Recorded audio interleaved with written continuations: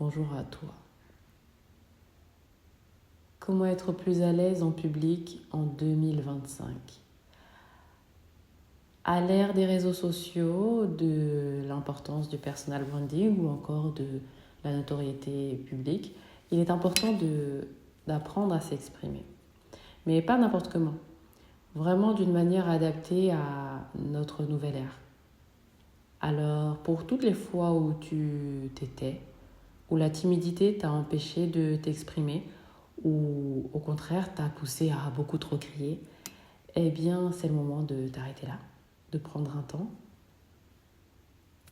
une bonne boisson chaude à la main et écoute cet épisode avec l'espoir et la certitude, mais c'est même pas un espoir, avec la certitude que tu entendras la pépite qu'il te fallait pour aujourd'hui. Cet épisode est pour toi, ce podcast, et pour la femme brillante, charismatique que tu es déjà à l'intérieur de toi. C'est parti, générique. Hier, j'aurai un générique.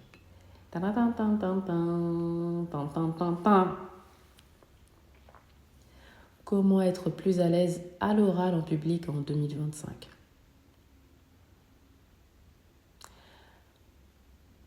Tout d'abord, il faut comprendre une chose. Lorsque l'on prend la parole, l'intention va déterminer la qualité de notre oraison. Je répète, en d'autres termes, plus tu es au clair avec ce que tu veux créer, plus les mots vont venir appuyer ton projet. Prenons l'exemple de... Quel exemple pourrais-je citer ? Oui, tout à l'heure. Tout à l'heure, je reçois un appel de mon assurance auto qui m'avertit... Non, pas cet exemple. Un autre exemple. Tout à l'heure aussi, je contacte mon proxy-serve, je ne sais pas comment on appelle ça ici. En gros, j'ai un problème avec la porte de mon balcon et ils sont censés venir la réparer. C'est un sous-traitant de mon bailleur qui doit venir et réparer la porte de mon balcon. Cela fait 1 mois maintenant qu'ils n'ont pas donné suite au rendez-vous initialement prévu. Nous sommes bientôt à la mi-mars. Le premier rendez-vous posé était au 25 février. Bon, à l'intérieur de moi, je suis en colère, saoulée, très très saoulée de voir mon balcon inutilisable, un clou en guise de fermeture, un grand morceau de scotch pour éviter que le vent rentre dans mon salon. C'est inadmissible et ça me saoule. Maintenant, l'idée, c'est d'appeler ces personnes et d'obtenir un rendez-vous rapidement. Mais il y a un couac.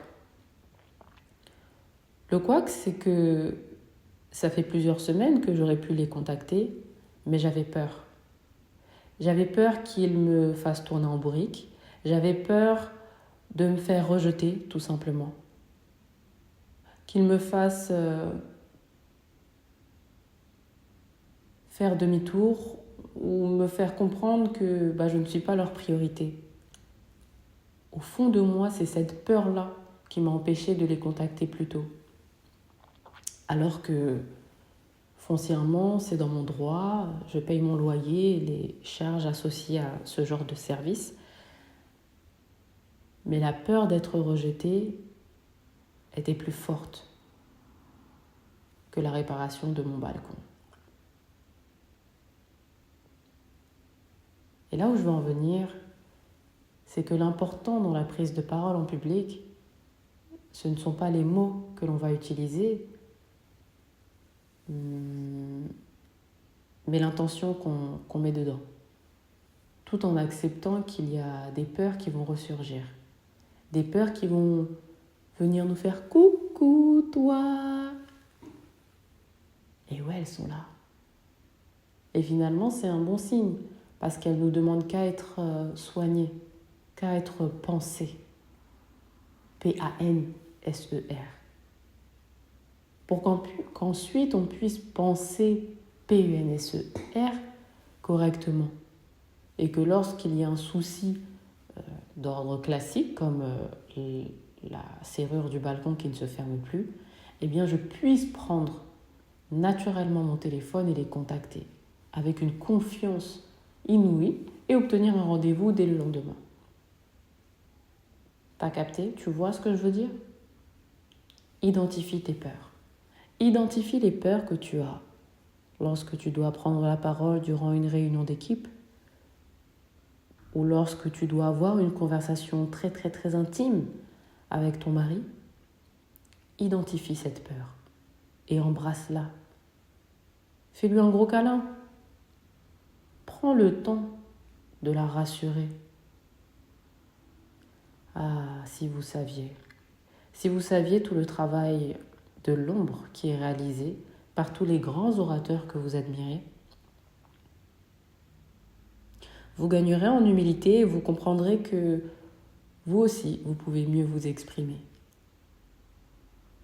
Seulement si vous assumez d'aller regarder vos peurs et qu'à partir de ces peurs, vous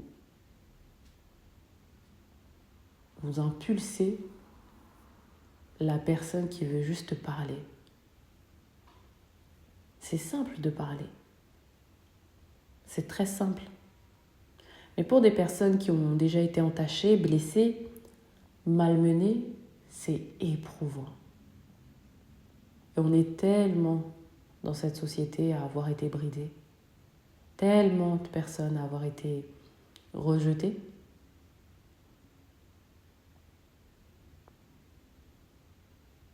En réalité, la prise de parole en public, c'est toute une thérapie.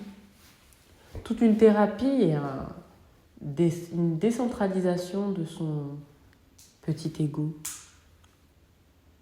Lorsque je comprends que le fait de prendre la parole est plus important parce que je vais contribuer, parce que je vais être utile, parce qu'il y aura une personne, et j'en ai tellement la certitude, qui entendra les mots justes au bon moment, que directement cette timidité mal placée perd une place dans le top 3 des excuses pour ne pas prendre la parole. Alors qu'elle était en place numéro 1, suivie de la technique pour gérer un montage audio sur YouTube, eh bien elle passe en 11e place. Et elle laisse place à mon envie de contribuer et à mon intérêt que j'ai pour la personne qui va écouter ces mots. C'est ça le plus important. C'est tout. Et là, d'un coup, c'est beaucoup plus léger. Comment être à l'aise à l'oral en 2025? Sois authentique. Sois authentique. Nous avons la chance d'être à une ère où l'authenticité est célébrée. Nous avons la chance d'être à un moment du monde où celles et ceux qui sont le plus authentiques en sont récompensés. Alors profite, c'est ton moment. Tu n'as strictement rien à faire, pas de perruque à acheter, pas de maquillage spécifique à porter.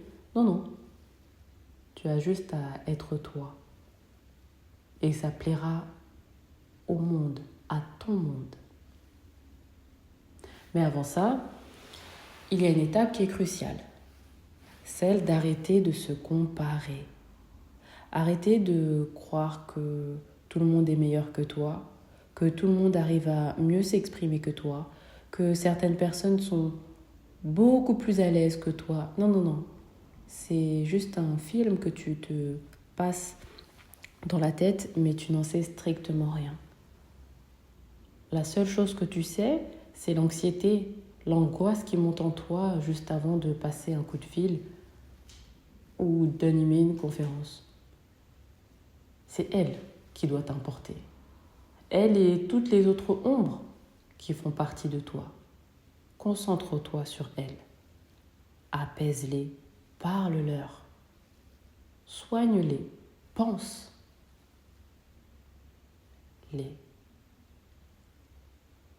Et tu verras que tout bonnement, tout ce que tu imaginais n'était qu'illusion.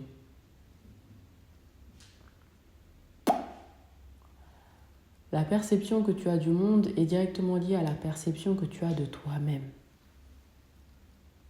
Et c'est très révélateur d'entendre les personnes parler d'elles-mêmes. Par exemple, quand j'étais collégienne, on se moquait énormément des uns des autres, mais surtout de nous-mêmes. À travers l'autodérision, on choisissait de se clasher avant d'être clashé par les autres. On se croyait malin, hein, mais en fait, on ne faisait que baisser encore et encore l'estime qu'on avait de nous-mêmes. Mais c'était confortable parce que on était accepté du groupe, on était toléré, on n'était pas dangereuse. Je me rappelle, quand j'étais au collège, je me moquais souvent de moi-même et notamment de... Comment dirais-je? Comment pourrait... Ce ne serait pas ma laideur, mais le fait de ne pas être une frappe atomique. C'était le cas. Je suis parmi celles qui n'étaient pas des bombes plus jeunes et qui, au fil des années, a fleuri, est devenue jolie, charismatique. Voilà, ça c'est à l'âge adulte. Mais quand j'étais plus jeune, j'étais complexée de ne pas être aussi belle, soignée et élégante que d'autres camarades que moi, que j'estimais être plus riches, qui avaient pour moi de meilleurs avantages sociaux, qui vivaient dans de beaux pavillons, qui avaient un brushing parfait. Et moi, ce n'était pas le cas. Et c'était un complexe. Je les jalousais clairement. Mais pour cacher cette jalousie, j'ai choisi de me moquer de moi-même, de moquer mes tenues vestimentaires, de moquer mon apparence physique. Ok, on rigolait bien. En vrai, c'était marrant, c'était drôle. Mais arrivé à un certain moment où la balance, où il y a eu un shift magique, où nous, les filles banales du collège, sommes devenues des belles gosses, et les beautés du collège sont devenues extrêmement banales. J'arrive toujours pas à comprendre ce phénomène, mais il a vraiment eu lieu. Et bien là, je suis devenue cette belle gosse, mais qui, au fond de moi, est encore complexée. Et ça se ressentait dans la manière dont je parlais de moi. Ça se voyait et ça m'exposait finalement. Ça m'exposait à la perversité des autres.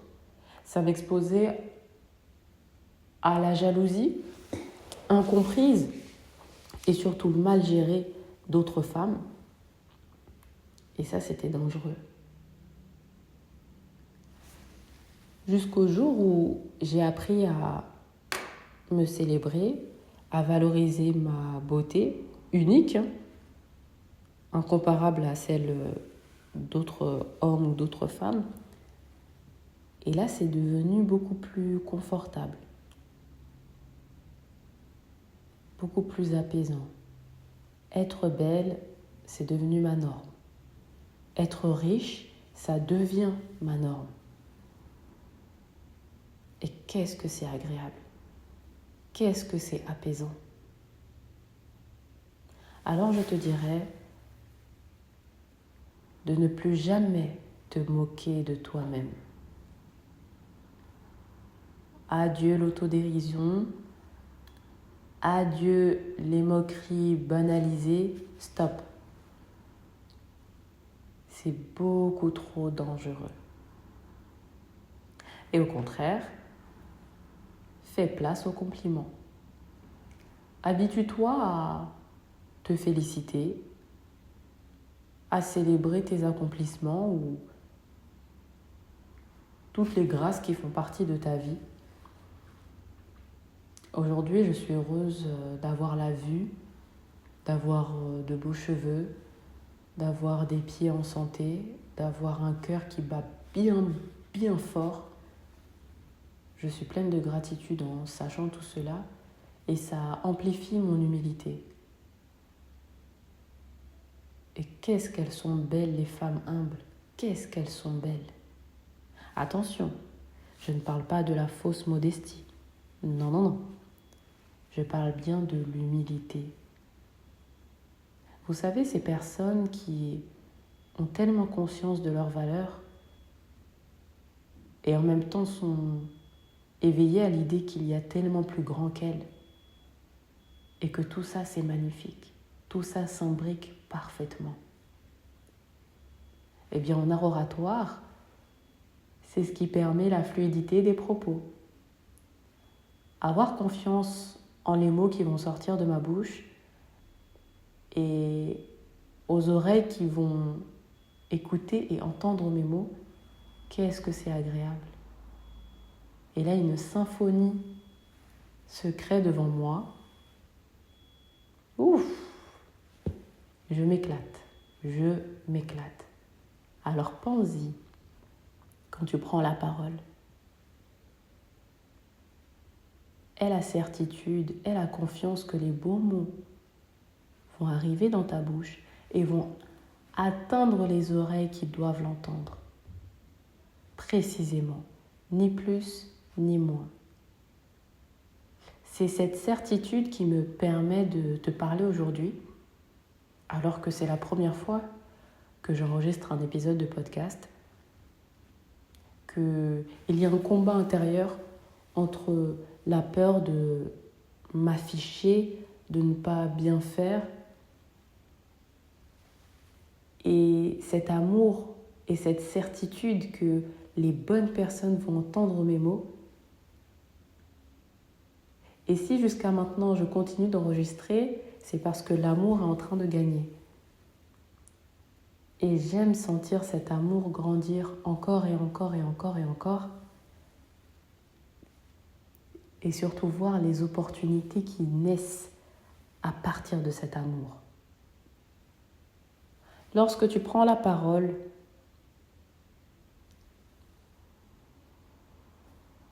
utilise uniquement un vocabulaire amélioratif.